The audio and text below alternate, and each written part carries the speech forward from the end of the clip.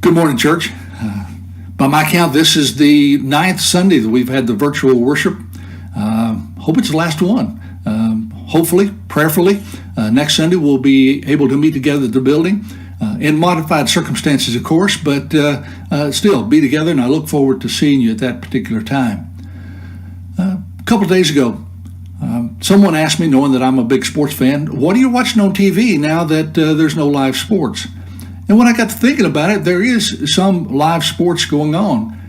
For example, there's baseball from South Korea.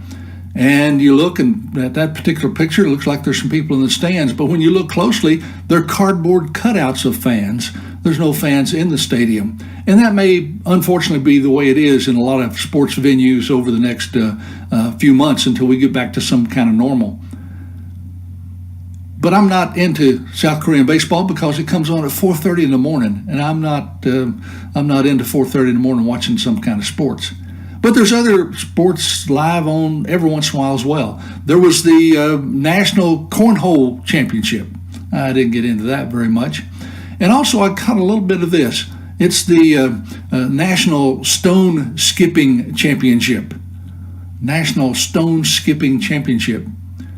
And I did some of that when I was a kid. You probably did too. Find a stone of some sort and a rock of some sort and try to skip it across the water. And I think my all-time personal best was probably 7 hops, something like that. I wondered what the record was. I looked it up, and it was 88, or it is 88. That's just unbelievable that a stone would skip 88 times, but that's what they say the world record is. But I got looking back at that picture that I put up a minute ago. You see that stone that guy is throwing may be too small for you to see very well. It looks like a Frisbee. I mean, it's round, it's very thin, very flat, and kind of looks like a Frisbee. It certainly doesn't look like the rocks that he's standing on. Those look like regular old chunks of rock. Got me thinking about rocks. You know, we think of rocks as solid, dense, heavy, impenetrable, but not all rocks are like that. Over in the Middle East, there's a kind of calcite that is almost translucent. Light will shine through a thin piece of it, and it's soft enough so that it can be carved, and skilled artisans carve it into jars and flasks and vials and things like that for storage. Our lesson this morning is called Alabaster Jars. Very familiar story from over Mark the 14th chapter, and I just want to begin by reading Mark 14 verses 3 through 9. And while he was at Bethany, in the house of Simon the leper, as he was reclining at table, a woman came up to him with an alabaster flask of ointment of pure nard, very costly, and she broke the flask and poured it over his head. There were some who said to themselves indignantly, "Why was this ointment wasted like this? For this ointment could have been sold for more than 300 denarii and given to the poor." And they scolded her. But Jesus said, "Leave her alone. Why do you trouble her? She has done a beautiful thing to me. For you always have the poor with you, and whenever you want, you can do good for them. But you will not always have me. She has done what she could. She has anointed my body beforehand for burial. And truly I say to you, wherever the gospel is proclaimed in the whole world, what she has done will be told in memory of her." Familiar story. Also found over in Matthew the 26th chapter and John chapter 12. Now there's another anointing in Luke chapter 7, but it's a different one. If you look at it closely, it probably happened about 2 years earlier in Galilee. It was in the home of a Pharisee, and the discussion afterwards is completely different than it is in these. But we learned some things from Matthew 26 and John 12 that flesh out the story that we're talking about this morning. For example, it's that last week, 6 days before the Passover, when Jesus instituted the Lord's Supper. So we know it's in that final week of his before his crucifixion. It was in the home of Mary, Martha, and Lazarus. Well, we just read it was the home of Simon the leper. And the idea is, the speculation, and solid speculation, is Simon the leper is their father. There's a possibility that it could have been Martha's husband, but probably probably the father of the three of them. And Mary, we learn, is the anointer. And not only of his head, but of his feet as well. And Judas is one of the indignant, and according to John, may have been the main leader of those who were indignant and scolding Mary because of what they said was wasteful. Nard is extracted from a plant. It's called spikenard or musk root. It doesn't grow locally there in Palestine at all. Fact is, it only grows in the foothills of the Himalayan mountains, which is a long way away. So this has to be imported from out of the country. Alabaster jars. What's it about? It's about honoring Jesus. It's about honoring Jesus. Honoring Jesus. What was the motivation? What's the motivation for Mary to do this? I think two things. First of all, it was motivated by love. This is a close friend. From everything we can put together, kind of reading between the lines to some extent, but not totally. This is a close friend of Jesus. Also a frequent guest in their house. It appears that anytime Jesus was in the vicinity of Jerusalem, this is where he would have stayed, in the little town of Bethany that's 1.5 miles, 2 miles away from the gates of Jerusalem, and that's where he would spend the night. He was also her teacher.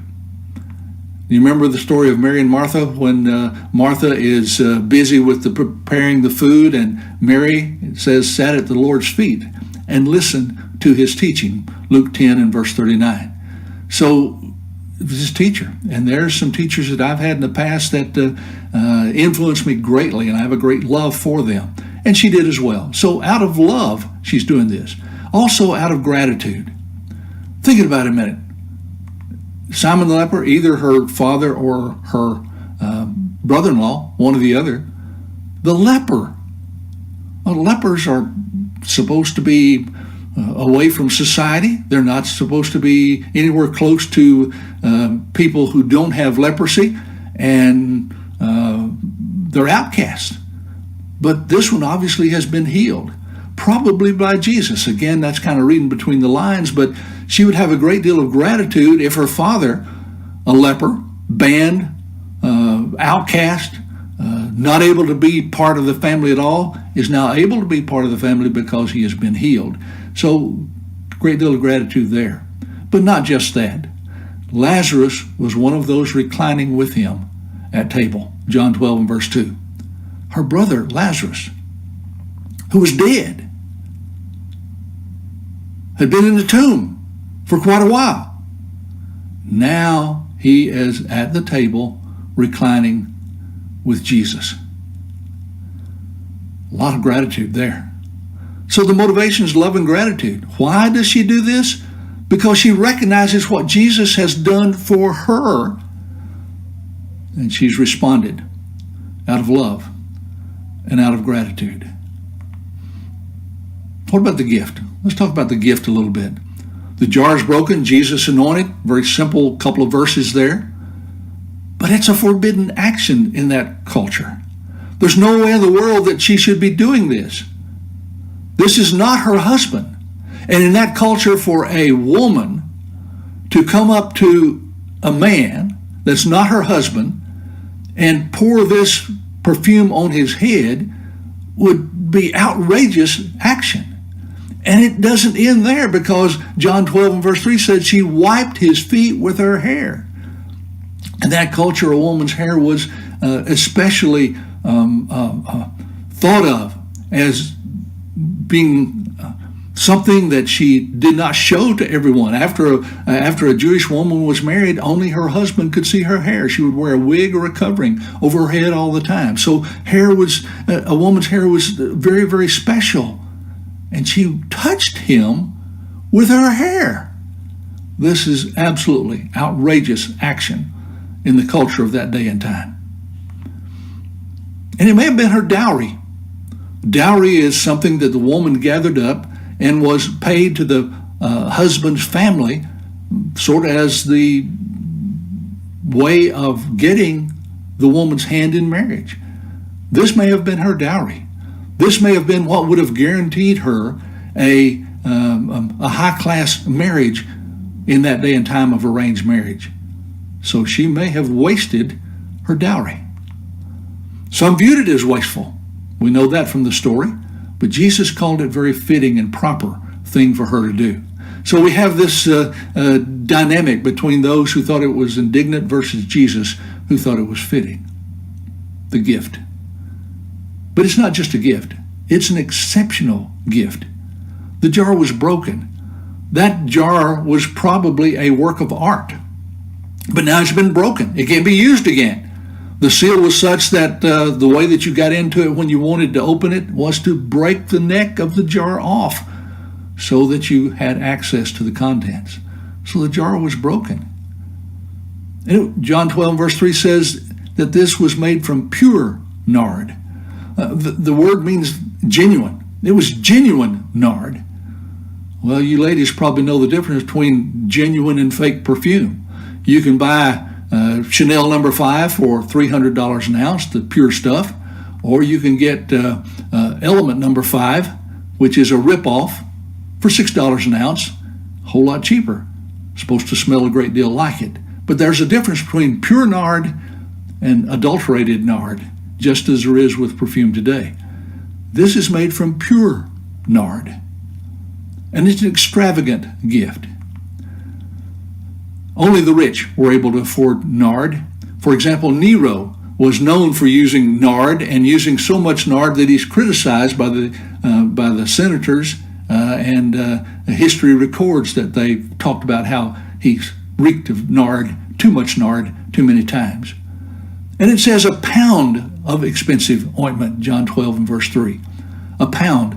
The word that's used there is the word from which we get the word liter. Now, it wasn't as much as a liter, and from what scholars tell us from weights and measures at that day and time, probably a little less than a pound, but way up in the 12, 13 ounce amount. So a lot of ointment was used, of expensive ointment. Worth more, Mark 14 and verse 5, than 300 denarii. Well, a denarii doesn't translate into our way of thinking too well, except it was how much a common laborer would earn in a day's time. So if you just translate that over into maybe minimum wage laborer today and look at 300 days work, it's about $18,000 in today's monetary way of looking at it. That's an extravagant gift. $18,000 worth of perfume that she used on this particular occasion. It's an extravagant gift. Well, what's the application? What's the application of this lesson today? What do we learn from it? How can we apply it to our lives? What do we need to know here? Again, I think that it's honoring Jesus is the point of this lesson. Honoring Jesus. What's our motivation? Are we motivated to honor Jesus? Why should we be motivated? What has he done for us? Well, let me just count a few ways here. Romans 5 and verse 8, he died for us. Revelation 5 verse 9, he purchased us with his blood. Galatians 3 and verse 13, he redeemed us as a slave brought to freedom. Saved us, 2 Timothy 1 and verse 9, and is currently now interceding for us, Romans 8 and verse 34. Do we have any motivation for honoring Jesus? You better believe it. And that's just a sampling of what we could have written right there. What should our response be? What should we do in response to what Jesus has done for us? Do we ignore it? Just blow it off? No big deal? How about a token response? Well, yeah, it's okay, but no, I'm not really into that. How about half-heartedly? Yeah, I'm going to kind of go through the motions. Revelations 3 and verse 16 calls it being lukewarm. And you know what happens to the lukewarm in Revelations chapter 3. How about donating $18,000 worth of perfume? Will that get the job done? I say no to all of those. I think we have to break some jars. We need to break some jars. We need to break the jar of extravagant love. Think about it. We need to recognize what Jesus has done for us. We need to recognize what he is currently doing for us in heaven. And we need to recognize what he has promised to come back and take us to be with him. That's our response, and that's what it should be. Listen to this from 1 John chapter 4, verses 9 and verse 11. In this the love of God was made manifest among us, that God sent his only Son into the world so that we might live through him. Beloved, if God so loved us, we also ought to love one another. God demonstrated extravagant love in sending his only Son so that we can live through him. We need to respond with extravagant love. Break the jar of extravagant love. Break the jar of extravagant worship. Worship goes beyond the corporate setting. Yeah, we gather together, and I'm looking forward to gathering together with you next week. Absolutely. That's an important part of it. But worship is not just an hour a week, or 2 hours a week, or 3 hours a week. It goes beyond that. I appeal to you, therefore, brothers, by the mercies of God, to present your bodies as a living sacrifice, holy and acceptable to God, which is your spiritual worship. Our worship is 24/7. Our worship is 365 days a year. Our worship to God needs to be extravagant at all times. Worship is really an expression of submission. I don't know if you've thought of that in a while. Let me just remind you that worship is submission. The Old Testament word that is translated from the Hebrew into worship means to bow down before. Like coming in the presence of a king in that day and time. You would bow down before that king. We have many examples in the Old Testament of someone bowing, and they bowed not just a little dip with their head. They bowed with their face to the ground on their knees is the way they did it. It's an expression of submission. And over in the New Testament, the Greek word that's translated as worship means to kiss toward while backing away. So you're kissing toward the king as you're backing away from the king. Again, showing submission. So worship is not about me. Worship is about honoring God, honoring Jesus for what he's done for us. Honoring Jesus. Break the jar of extravagant worship. Call it praise the Lord. Make a joyful noise to the Lord, all the earth. Serve the Lord with gladness. Come before his presence with singing. Know that the Lord, he is God. It is he who made us, and we are his. We are his people and the sheep of his pasture. Enter his gates with thanksgiving and his courts with praise. Give thanks to him. Bless his name. Psalm 100, the first 4 verses. That's our response to God. That's our response to Jesus. Make it extravagant. Break the jar of extravagant commitment. You ladies know about putting on perfume. A little dab on the wrist, a little dab behind the ear.